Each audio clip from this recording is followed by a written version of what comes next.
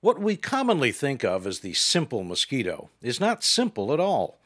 There are about 3,000 species of mosquito whose populations reach from the tropics to Antarctica.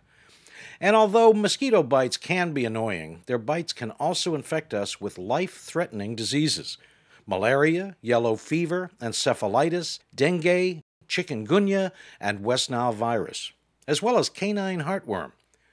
Mosquitoes are estimated to transmit disease to more than 700 million people annually, with millions of resulting deaths.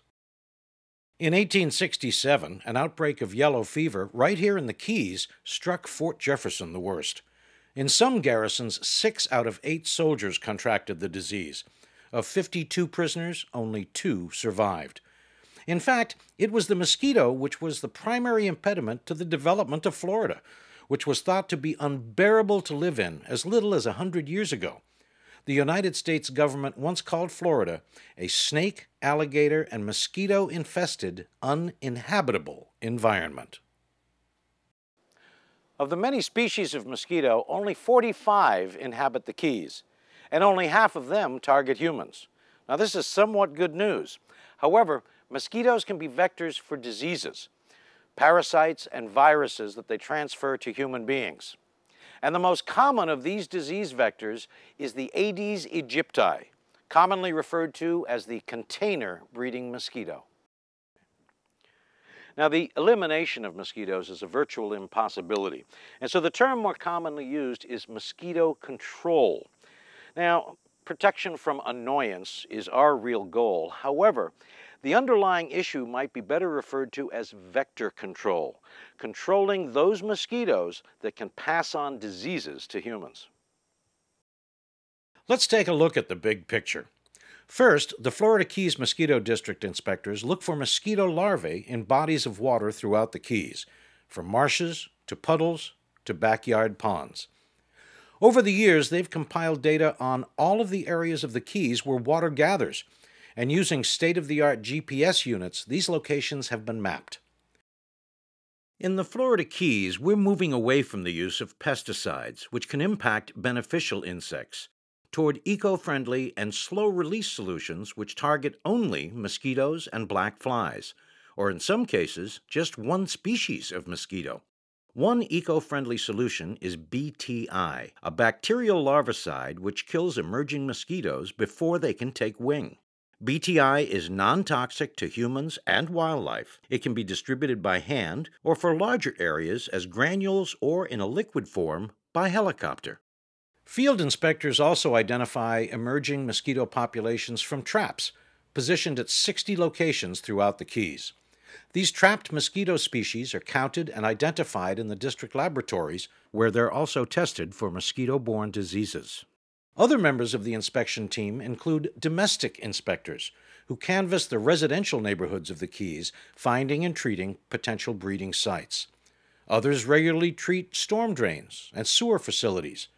And teams of inspectors also regularly perform intensive sweeps, as they're called, through neighborhoods and islands in the Keys, seeking to eradicate all possible breeding sites. In recent years, the district conducted experiments which revealed that many of the outer islands of the Keys were breeding mosquitoes which traveled to the mainland seeking humans, and began inspecting and treating many of the islands as well. Of course, the inspectors can't be everywhere at once, especially after a major rain event, and breeding sites may go unnoticed. And the inevitable happens. Adult mosquitoes emerge and go looking for blood. Yeah, we use our computer systems here at Mosquito Control to collect huge amounts of data every day, and we provide our management team and our inspectors with the information they need to locate and focus on problem areas and effectively eliminate those problems. Between the rain gauges, the traps, the field inspectors, the laboratories, the domestic inspectors, the drain inspectors, the sweeps, the out-island missions, the larviciding, the aerial missions, and the spray trucks, the Mosquito District, covering thousands of acres throughout the Keys, gets most of them. Their success rate is second to none. But there's one piece of the pie that bears closer examination. And it is this piece of the pie where we find the mosquitoes most likely to be biting you, the common container-breeding mosquito. Well, one might ask, with all of these forces at work, where are the mosquitoes coming from? Well, when it comes to the mosquitoes that are biting you in your backyard, more than likely the problem is you. Remember, we referred to them as container-breeding mosquitoes, and a container of any size will breed mosquitoes. Once mosquito eggs, which are laid in the thousands, meet water, the process, the life cycle, begins. Mosquito eggs can survive in a state of suspended animation for years, waiting for rain or tides or, well, any source of water. Mosquitoes only need a very small amount of water to breed, and there may be containers of all sorts all over your property, breeding the Keys' most dangerous and annoying mosquitoes. But prevention is easy. 5 minutes of your time can help create a mosquito-free environment at your house. Let's take a common container, an overturned trash can lid. Now let's add a little rain, and a single female mosquito, which just took a bite from your ankle. That blood-laden mosquito can lay 150 eggs. Within 5 days, you've got 75 more female offspring, and it's the females that bite. Now let's say each of those finds an ankle to bite in your neighborhood as well, each subsequently laying 150 eggs, and so on. In less than 2 months, that one female could reasonably produce over 90,000 biting female offspring, all of them looking for blood. So if you've got a mosquito problem in your yard, there's a very good chance that the problem is you. It just takes one container to make life miserable for the entire neighborhood. So if you'll stick with us for just a couple of minutes, I'm going to outline some of the more commonly found containers so that you can mount your own search and destroy mission in your backyard. It'll take you 5 minutes and you'll be so glad you did it. First, the obvious. When we think about containers, we tend to think about the obvious. Buckets, pails, trash cans, and be sure to drill a hole in the bottom.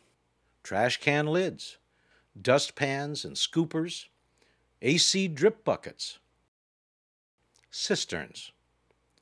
Next, the less obvious.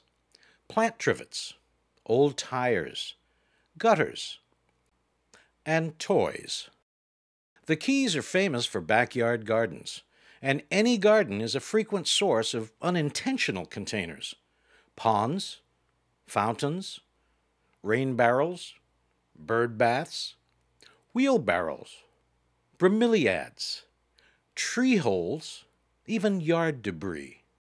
Now, if you happen to have a pond in your yard, the Mosquito District has a great solution. These are known as gambusia. They're a local fish, and the Mosquito District will deliver them to your pond. They thrive on eating mosquito larvae. If you've got gambusia in your pond or your rain barrel, you won't have mosquitoes.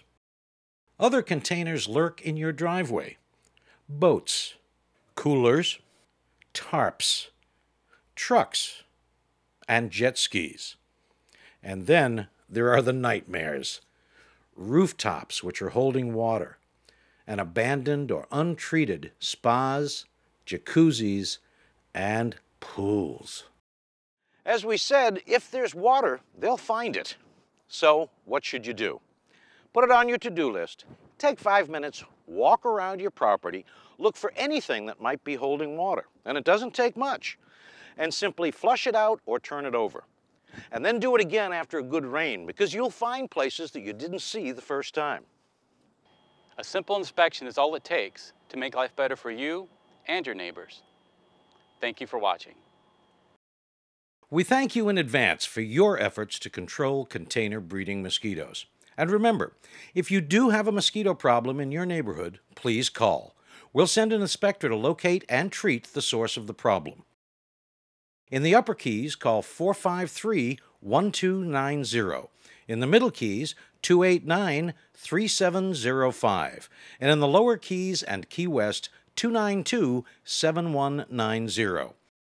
And please visit our website, www.keysmosquito.org, for a wealth of information about our efforts to keep your life as mosquito-free as possible.